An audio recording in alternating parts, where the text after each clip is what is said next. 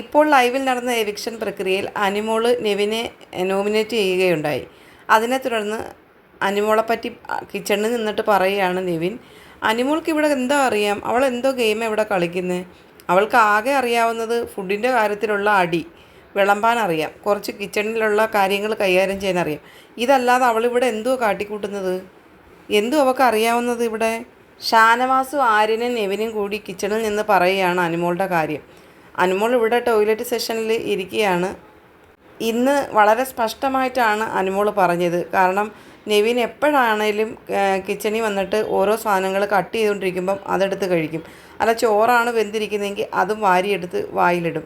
എന്തെങ്കിലും കുക്ക് ചെയ്ത് വെച്ചേക്കുന്ന സാധനങ്ങളാണെങ്കിലും കുക്ക് ചെയ്യാനുള്ളതാണെങ്കിലും നെവിൻ എപ്പോഴും ഈ മാതിരി പ്രവൃത്തികൾ ചെയ്യും.